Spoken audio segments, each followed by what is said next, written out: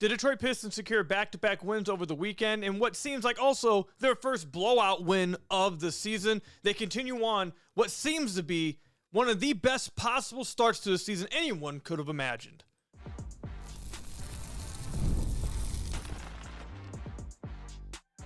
You are Locked On Pistons, your daily Detroit Pistons podcast, part of the Locked On Podcast Network, your team every day.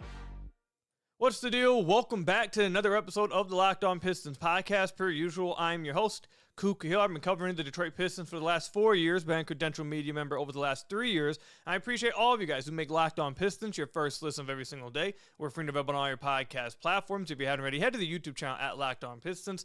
Hit that subscribe button or leave us a 5-star review on whatever podcast platform you're listening to this on. That's another great way to support the podcast. And today's episode is brought to you by FanDuel. If you want to be right in the middle of the action this season, visit FanDuel.com and place your NFL live bets all season long. Also, I want to thank you guys for help making Locked On Podcast Network the #1 sports podcast network in America. Appreciate all of you guys' support every single day. But anyways, in today's episode, should the Detroit Pistons just start Stu and Duren moving forward together in the front court? And we are over we are over a quarter into the season. You guys know I like evaluating the season in 20s. Every 20 games, I look at it as a quarter of the season. So I want to review what we've seen from the Pistons in the first quarter of the season and how everyone should be feeling about them moving into what is going to be now the second quarter of the season. So we'll talk about that in just a few moments. But we're going to start with this weekend of play. I went to the game.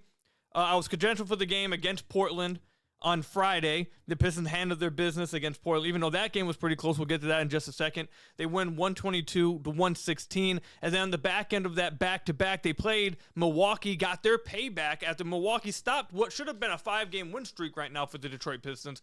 Milwaukee got that upset of a win a few days ago when Giannis went down with what is now known to be just a calf strain, so thank God. But they ended up getting that win over the Pistons. And if they would have won that game, the Pistons would be yet again on another longer win streak. But the Pistons got their payback on Saturday, scored 124-112, but it felt way more of a blowout than it was. This is what, it felt like the first blowout of the season for the Detroit Pistons. I remember after the game against Portland in the presser, they asked JB Bickerstaff about playing in so many close games and playing in these games where you find yourself in control of the majority of the game, and then at the end it gets close, and now you have to fight and claw just to get it out. And he spoke about how the players love it. He said that he's had multiple players tell him over the last few days that they really love it. They find it a lot of fun. You know, they really thrive in the clutch moments, for what you will. And he followed up with, and I told him, absolutely not. Can we blow a game? Can we blow a team out? I'd rather win by 20. I don't like this. I don't like doing this. Now, obviously, he was joking around a little bit, but being serious as well. And that was a problem the Pistons have been having. Now, we'll talk about later on what a fantastic start to this season when we go over their season review. But over the last 2 weeks or so, the Pistons have found themselves in control of so many games, and then at the end of the fourth quarter, or late in the second half, or in the third quarter, later on in games, they start to lose grasp of the rope, and they start to give the other team momentum, and they start to turn the ball over. And now what ended up being like a 15-point game turns into a 4-point game, turns into a 2-point game. Heck, against Portland, the Pistons were in control the whole game, and then found themselves down by 5 with 3 minutes left. I was sitting there in my seat just absolutely in shock, because it felt like the Pistons were going to be running away with this game. And then somehow, some way, they found themselves down by 5 with 3 minutes left, and I thought we were about to witness, oh, here we go. This is going to be yet again another one where they fumble at the end of the game. They just should not lose this game. But they ended up pulling it out, and that's why I want to start with the Portland game first. Cade Cunningham was not having a good game against Portland, I don't feel. It felt passive, and just wasn't having what I would call a great game from Cade standards. And then in the fourth quarter, specifically after the 3-minute mark, again, like I said, the Pistons went down by 5 after being up by 15 earlier in that quarter. They went down by 5 with 3 minutes and 21 seconds left in the game. From then on, Cade scored 10 points and helped secure the win for the Detroit Pistons, scoring 11 points in total in the fourth quarter alone. He continues to be a clutch closer for the Detroit Pistons. And I know that he missed the free throw against Milwaukee. I know that he hasn't been perfect. But like I've brought up multiple times before, Michael Jordan, that quote, what is it? That I've missed over 200 shots. I've made so many game winners, but I've missed just as many. Whatever it is, you're not going to be perfect, okay? I probably should get that quote pulled up, to be honest. I should probably have it like written down on my desk somewhere. So every time we talk about this, I just pull this quote up. I just show it up to the camera. But nonetheless, has Cade been perfect? No. But has he been one of the best fourth quarter players in the NBA this year? 100%. He's been one of the best clutch players in the league this year. And it showed up again against Portland. And that, when we get to the quarter season review, I think will be one of the biggest takeaways for the Pistons season from a lot of fans, will be the fact that they have found themselves in these close games. They have found themselves in these clutch games. And just like he did against Portland, when they found themselves down by 5 and it looked like momentum has swung all the way back to Portland, Cade Cunningham shows up, gets aggressive, and ends up closing the game out for the Detroit Pistons. Love seeing that. He's been doing it all season long. It was great to see him do it against Portland. And then you follow it up with the back end of the back-to-back against the Milwaukee Bucks, a team that just upset you a few nights earlier. You could tell the Pistons were not happy about that loss to Milwaukee because they came out and absolutely destroyed Milwaukee, what felt like from opening tip-off. They were very physical. They were aggressive throughout the game. I thought this was probably Ausar Thompson's best game of the season. He only had 13 points, 8 assists, 6 rebounds. But like we talked about on, I believe, was it Friday's episode? It might have been Friday or Thursday's episode. We talked about this where, yes, Milwaukee employed a zone, and that doesn't mean just because when a team employs a zone against you means that Ausar Thompson or a non-shooter should be incapable of breaking that zone. I spoke about it, and I tweeted out a bunch of clips of how Ausar broke the zone multiple times in the first matchup against the Milwaukee Bucks. And I think in this game, he ended up with 8 assists, and that's what I feel like made this so much of a great game for him. Now, he was obviously very efficient in this game. He only missed 1 shot. But 8 assists off of him just being hyper-aggressive, getting downhill, getting into the gaps against the zone, finding guys, whether it's in the corner kickout for a corner 3, or whether it's dumping it off to Jalen Duren once you get to the middle of the floor, and then finding Jalen Duren for a dunk underneath, or whether it's driving the lane and then kicking to the top of the key to Cade Cunningham for a catch-and-shoot 3. He was doing an absolute 8 triple-plus job of attacking the zone, and I'm happy that this was able to happen. The Pistons were able to dominate in this way, and Ausar was able to play this type of game against Milwaukee, because I saw a few comments in the community about, oh, they're running zone because Ausar can't shoot. They're running zone. You can't play Ausar against a zone. And that kind of thing just really is frustrating to hear, because it feels like that people who are saying that just haven't played basketball, haven't been coached in basketball, haven't been around basketball enough, because there's multiple ways of breaking a zone. Yes, shooting them out of zone is 100% a way to do so, but one of the best ways to get quality shots against the zone is to hit the gaps of the zone and have players who are able to attack gaps and find those gaps within a 2-3 or a 3-2 to then force the defense to then suck in, and then you can kick it out. Or if they get caught lacking, because a lot of times when you're playing a zone, you don't have your eyes on what, you learn in middle school, eyes and ball, or the ball and player, I should say, sorry, where you can see both your man and the ball, because a lot of people just have eyes on the ball at the top of the key, which means a lot of cuts can be wide open. You can slip behind players. You can slip into gaps and then catch the ball and immediately touch pass it somewhere else. So hearing that throughout the last few days as if that was somehow a reason where, again, I tweeted out a bunch of clips where Ausar was a main reason when they broke the zone. It's just, it was a frustrating thing to see, because I feel like people just weren't being either taught or told the right things, or just going with a narrative, because Ausar dominated this game against Milwaukee just from being someone that was constantly breaking the zone by getting into the gaps over and over and over again. So I thought that was the main thing on display against Milwaukee, is that you're going to see teams run the zone against the Pistons. More teams are going to try it, and it may not go as swimmingly as it did against Milwaukee in this past game. But you saw the Pistons come out with a clear plan of how they're going to attack the zone. They were spacing a lot better. They were picking their spots a lot better. Players were in the right spots at the right times, and they shredded Milwaukee's zone. So hopefully they needed this game, and they have this tape on reruns over and over and over again for when they do go against the zone again. Because like I said, they will see it again. Teams, there's a reason why you call this league a copycat league, because everyone sees teams are doing this against the Pistons. They see that Milwaukee was able to win a few nights doing it. Teams are going to try it again, and I think the Pistons have a lot of guys who are able to make it pay, especially if you're going to have Duncan Robinson back in the lineup, which they did have Duncan Robinson back in the lineup against against the Bucks, which obviously brings a different level of gravity. I'm not saying you don't need shooters. You obviously do need shooters on the floor. But Duncan obviously brings a level of gravity that attracts players in the defensive end too. So that was my biggest takeaway from this weekend of action. Finally got a blowout win. They destroyed the zone, which in a way, and which was very obvious of getting into the gaps and finding open players. Cade Cunningham closed out the game against Portland, and they find themselves in the middle of another win streak. So let me know what you guys thought about, and it was a great job of getting back-to-back wins on a back-to-back. That's usually really tough to do, and they were able to do it. So great job by them. Let me know what you guys think about this weekend of play from the Detroit Pistons. But coming up, you saw the Pistons start Isaiah Stewart and Jalen Duren in this game against the Milwaukee Bucks. And again, it looked really good. I can't believe I'm saying this. I can't believe me, Khahil, is going to be the one that has to ask this question and answer it. Is it time for the Pistons to just go ahead and start the double bigs of Isaiah Stewart and Jalen Duren moving forward, even when Tobias is healthy? Today's episode is brought to you by Robinhood, the new gold standard. Nobody knows your money goals better than you. Robinhood puts you in control of your money. With tools that work as hard as you do, locking on every opening, beating your PR, beating it again, channel that drive into your money. Robinhood puts you in control of your money. Trade stocks, options, futures, and crypto all on one platform. You can now build and execute your own trades from a desktop with Robinhood Legends Advanced tools, or take advantage of the new Robinhood strategies with a tailored portfolio managed by a team of experts. You expect more from yourself, so expect more from your money. Get started today at Robinhood.com/yourmoney. Again, that's Robinhood.com/yourmoney. Your money, your move with Robinhood.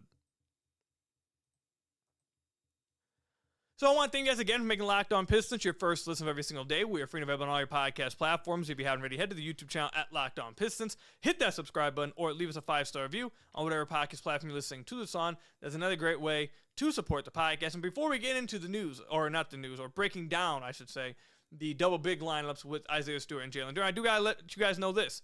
You already live your team every day. Now take it up a level and go ad free. Join the Everydayer Club, which is new, debuting today, and get Locked On Pistons with no interruptions, members-only Discord access, which I'm super excited for, and more, all just for $5 a month or $50 a year.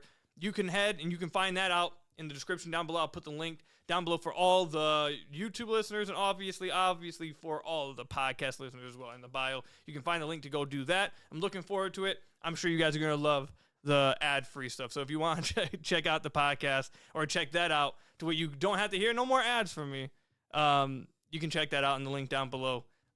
Just $5 a month or $50 a year. Now, let's get into the double big lineup, which everyone who listens to this podcast is aware that I was not somebody who was ever a big fan of the double big lineups in years past. I was not a fan. I did not like it at all. I thought it was a waste of people's time. It just wasn't, it was not something I was a big fan of. And last year, it seemed like the team agreed. Isaiah Stewart and Jalen Duren only shared 8 minutes total last year. The entire season, 8 minutes played together. And last year, Isaiah Stewart went away from trying to be a stretch four. He went back to just being an inside punisher. And he was doing that really well this past year. I thought last year was his best season of his career. He was fantastic. They played him in the backup 5 role. I thought he was playing in his best position possible.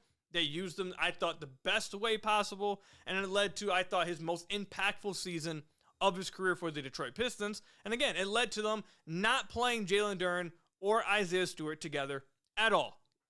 And I thought that was the right decision, for sure. I was all in on that decision. Obviously, we know 2 years ago. How many of you guys, Locked On Pistons listeners, remember when we had the fight with the Wiseman stan base about you can play Wiseman and Duren together. You got to give them a chance. Play them together, man. They can do it. You guys remember those days? Man, we were in bad times, man. It was a dark time there for Pistons fans for a while.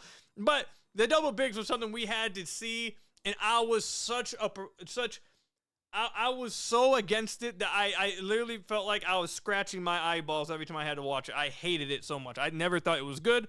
And for what it's worth, the numbers back it up that it wasn't good during those years. However, 2025 is a new year. 2025 is not 2023. 2025 has J.B. Bickerstaff at coach, not Monty Williams. And all respect to Dwayne because he's in the Pistons front office in the organization. Great dude. But they don't have Dwayne Casey no more. It's a new year, new team, and so far this year, I have to be honest, the double big lineup is punishing teams. It absolutely is. It is pummeling teams. In 168 minutes this year, when you play Isaiah Stewart and Jalen Duren together, they are winning their minutes by 14.9 points per 100 possessions. They have an offensive rating of 129.4. It would be the best offense in the NBA. They have a defensive rating of 114.4, which would be a top defense. Not the top, but a top defense in the league as well. How are they doing it? And am I a believer in it? And should they start it moving forward? All questions we'll answer right here. One, how are they doing it? Stu is shooting well from deep. He told me on media day, I asked him about it. I asked him, are you going to shoot threes this year? Is that something you're going to go back to doing? He said, yes, I want to shoot threes. I told the coaching staff it's something I want to do. And he's shooting 41% from three right now. Now it's on very small volume. Very small volume. Only 2.4 threes a game. But in games where he's had to start as a forward next to Jalen Duren, like let's just use this last game against Milwaukee as an example, he gets 5 threes up. When he's forced to play as the power forward, as the starting four with Jalen Duren, he knows that his job is to get threes up. He knows that. And it's shown up every time. He's shooting really, anytime that opportunity shows up, anytime he knows that he's going to be starting, he knows that they're going to need him to do so. They're going to need him to space the floor. He can't be out there just in the paint. I mean, you go all the way back to the game against Indiana. That's another one when they played a lot of Isaiah Stewart and Jalen Duren together. You go get November 17th, I should say, against the Pacers. He gets 5 threes up, makes 2 of them, 40% from 3. So in the games where Isaiah Stewart is playing with Duren, it hasn't been so far this year like in years past or 2 years ago, 3 years ago, where it's like, okay, he's developing, he's at 34%, teams aren't really guarding him, it's not like that. He is actively hitting shots at a very high clip, and he's also getting up a decent volume when he is asked to be that starting four. So that's one of the reasons why they're winning their minutes. The other reason is that when you play those two guys together with Ausar, with Cade, you just have so much size on the floor, you're just going to dominate the glass. They dominate the glass every time they start together. It's going to be hard for any team. I mean, there's a few teams I can think of, like Houston would do a good job against them. A team like Cleveland. I was blanking on their name. Cleveland, I think, could handle it. So yes, there's other teams where maybe they wouldn't just dominate glass, but not many teams are doing it. OKC obviously OKC would dominate anything. They're playing like the best team of all time. So let's just move them. Let's just move them to a different area here. But you get what I'm saying. Not a lot of teams are ready to battle with the Pistons double bigs and that type of size throughout the entire lineup. I mean, in this game against Milwaukee, you got Jalen Duren, who had 16 rebounds. This game, Isaiah Stewart didn't have a lot of rebounds. He only had 2 rebounds, but you get 6 from Cade. You get 6 from Ausar. You get 10 from Paul Reed. So when you have those two guys on the floor together, they're just going to destroy you on the glass. Like, that's reason number 2. And then, obviously, reason number 3, which is something we're going to get into the last segment of the podcast, is Jalen Duren has made such a crazy leap as his own initiator and as his own creator, to where when he has the ball, it's almost like I was watching football today, watching Red Zone, and they said something, and I was like, oh my God, it like a light bulb went off in my head. I was like, that actually is a pretty good way of explaining like the impact of having Jalen Duren with the ball in his hands. And it was when I was watching the Browns game, obviously. Perfect timing, you feel me? I was watching the Browns game, and they had Wildcat. They went Wildcat for a play. And I forget who was on the broadcast. I think actually it was Mark Schlereth. Either way, they were talking about how when you go Wildcat, you go QB draw or QB run, whatever, it gives you an extra blocker and makes it harder for you to guard. And it kind of is the same thing where with when you have a big man like Jalen Duren who's able to have the ball in his hands and make plays. Because just like you would, for example, when you're running with a QB power or a Wildcat, now defenses have to pay attention to that guy, and it gives you extra space because you have an extra blocker. In basketball, you put the ball in your five-man's hands with spacing around him. Now teams can't just be watching off of him or with their eyes on the ball off of him or sagging off of him or helping off of him. They have to now address him. They have to guard him, which makes it there's one less backline defender. There's one less help defender. It opens up the floor more. And now Jalen Duren, because of how good he's been this year at driving the basketball and getting to the paint, it makes it so much harder for defenses to have to guard. So I heard that, and I was like, you know what, that was a really good, I thought that was a good parallel. When I heard it, I was like, you know what, that actually is kind of the same thing. So I think that right there makes it really, really difficult as well for teams. And not only is Stu shooting well, Duren is not just rolling and catching lobs or whatever, or dunker spot stuff.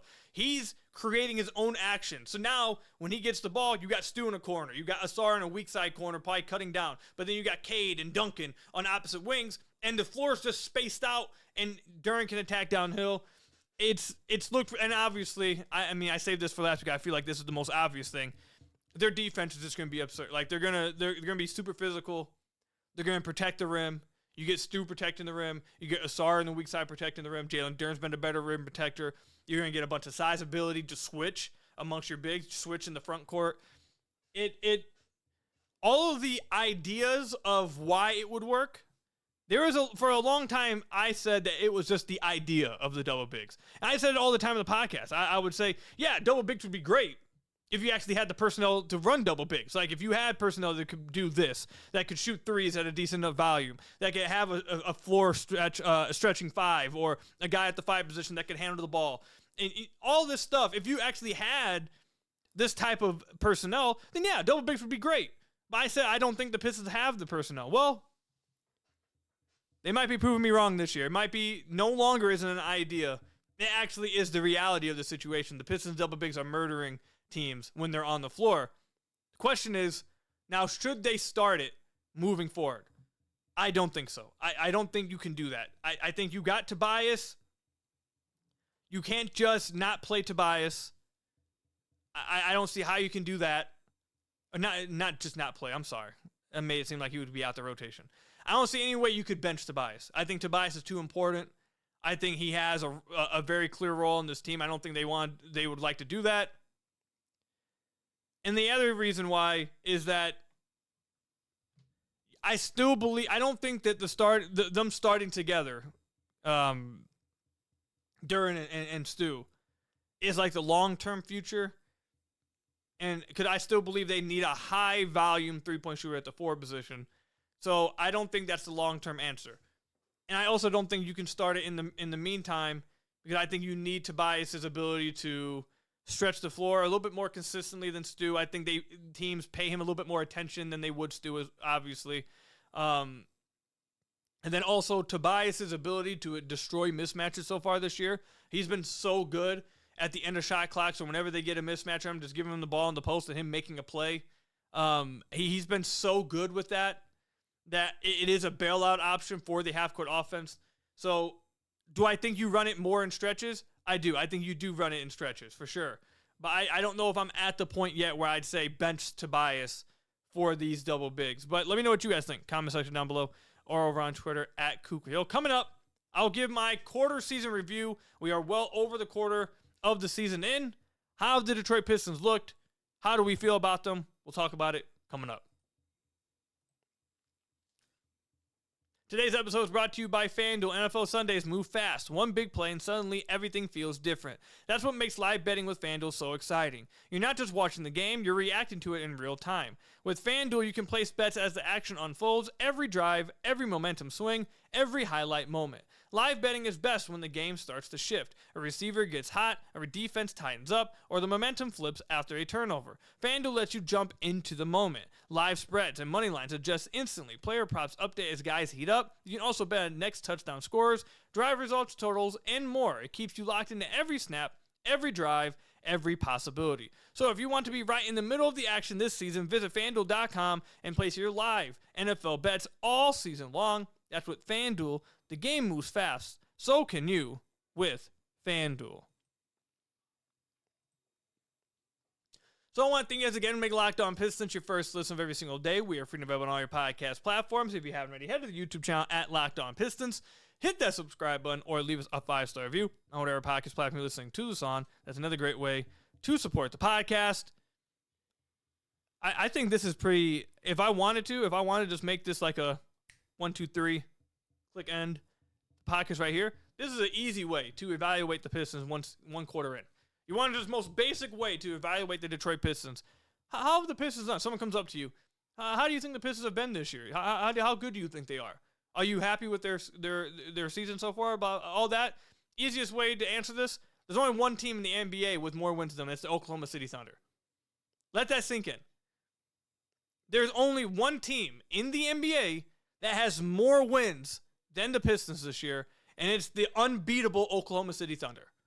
That's the only team. OKC has 22 wins. The Pistons have 19. The next closest to the Pistons, not in the East, in the entire NBA.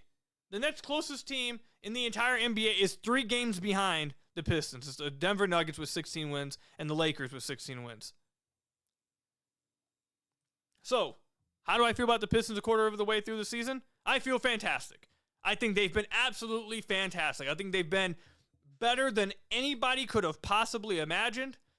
I think they took advantage of every possible opportunity given to them with this schedule. They took care of business against teams they should take care of business against. They got some really good wins against some quality teams like Houston earlier in the year, like Orlando earlier in the year. They have been, I can't say it enough. They have shattered every possible expectation that you could have had for them through 24 games. 19-5 through 24 games. There is no way anybody on this earth is going to convince me that they thought that their prediction before the year was, I think the Pistons would be 19-5 and only the Oklahoma City Thunder would be better. There's no way. No one saw this coming. Through 24 games, the Pistons have a top 4 defense. They have the 4th best defense in the league. Only defense is better than them. Golden State Warriors, Houston Rockets, and again, just... do we just give up? Does the league just give up with OKC, what they're doing? I mean, Houston's number 2 defense, 110.7 net rating, or defensive rating, excuse me. OKC has 104.2 defensive rating. The distance, they have a 6-point lead defensively on them and the second place team. 6 points goes from Houston at number 2. You'd have to go all the way down to the number 20 ranked Pacers to have that big of a difference. That's how big of a difference there is between 1 and 2 with OKC. They're just, I don't know who's going to beat them. But the Pistons, they're the 4th best defense in the league. I think we all expected that. But they are one of only few teams, OKC is one of them, to have a top 10 defense and a top 10 offense. They have the 9th best offense in basketball. And that's with, as we've talked about on the podcast, over the last 5 or 6 games, not being that great. The last 5 or 6 games outside this win against Milwaukee, this blowout win against Milwaukee as of late, they weren't playing their best. They were turning the ball over quite a bit. And despite all of that, they are still one of only a handful of teams that have a top 10 defense and a top 10 offense. The Houston Rockets can say that. The Oklahoma City Thunder obviously can say that. And I think that's it. It's OKC. It's Houston. Detroit. Yeah, if I'm looking at this correctly, Cleveland. 4 teams, Cleveland. I think that's the only other team I can find here. So, that's the company that the Pistons find themselves in. One of 4 teams to be top 10 in offense and defense. They have the 6th best net rating in the NBA. Plus 5.4. The only teams with a better net rating than them. This one's shocking. This one's actually really shocking. Boston at plus 7.2. I can't believe that Boston's actually this good. New York plus 8.2. That's shocking to me as well. Denver plus 8.6. Houston, pummeling teams, plus 10.8. And OKC, again, just 5 points better than the second best team at plus 15.3. Just unfair. But the Pistons have remained a top defense. What we saw after January last year, they've continued that. But now they've made another step forward offensively. They're one of the, before the last 6 games, we've talked about this, they were a top 4 half-court offense. Now that's dropped a little bit now because the last few games, they were not very good in the half-court. Before this game against Milwaukee, they were, in those previous 5 games, a bottom, actually I believe they were the worst half-court offense over those games. So that's brought it down a little bit. But overall, through the first quarter of the season, you've seen improvements in the half-court offense. You've seen improvements overall offensively. Excuse me. You've seen them maintain the defense that they were at last year. And then also, obviously, you've seen big improvements from a Jalen Duren, who has made a big leap as a driver. I tweeted this out the other day. Let me get this number actually right in front of me. What he is doing on drives to the basket is I can't, it's unfathomable where he's at. He is averaging 1.18 points per possession, or points per possession on drives this season, while also averaging, so let's just stay with 1.18. That right there is insane. That's incredible efficiency just on drives. But when you add on top of it that he's averaging 1.29 free throw attempts per drive attempt while shooting 75% at the line. So he's either scoring on you almost every single drive, or he's drawing a foul where he's not going to the free throw line and missing one of two or missing both. He's going to the free throw line and making 2 out of 2 a lot of the times. So he's getting 2 points, it feels like damn near every drive. Whether it's through free throws, whether it's through a drive to the basket, it's been not only has the volume of it went up, he's obviously doing it a lot more this year compared to last year, but the efficiency jump has been insane. It's been absolutely crazy. So Jalen Duren's made a big jump. I think Ausar has made a jump. Don't think it's been nearly as big of a jump as Duren has. But I think Ausar is making a jump and improving. I think Cade is having the best season of his career. He's made a huge, huge jump as a closer and as a fourth quarter scorer, as a fourth quarter player. And I really wish I could have said that he was making bigger improvements when it came to taking care of the ball. But over the last 6 games, he just completely destroyed all the improvements he had made over the 13-game win streak, just destroyed it. So hopefully the next quarter season review, we can talk about him being a better, taking better care of the basketball. But Cade, I think, is having the best season of his career. I think Stu, again, has taken another step in just being more comfortable on the floor. You're seeing all these young guys get better right in front of you, along with the team taking a huge jump win-wise. I don't know how you don't give the Pistons an A triple plus. Just a 105 a grade on out of a possible 100. Just give them the extra 5 extra credit points. Like, this has been an absurd start to the season for the Pistons. Again, one that only sees the OKC Thunder with more wins than them, a top 10 offense and defense, and the 6th best net rating in the NBA. I will tell you guys this now. If we reach 2 quarters into the season, and they are still one of the only handful of teams to be a top 10 offense and defense, and they are still towards the top of the league in net rating, after the second quarter review, we will start discussing them as legit contenders in the league. I don't want to do that now. I want to see more of a sample. There's 4 quarters to a season. I want to see how they start, because they have had a softer schedule. That's true, but they've done they've smashed it out of the ballpark, and they've been excellent. I want to see after another quarter of the season. Okay, the schedule starts to tighten up a little bit. Teams start to game plan for you a little bit more. Can the Pistons sustain? They've ran into a little bit of a bumpy road. They were 3-3 over the last 6 games before this back-to-back.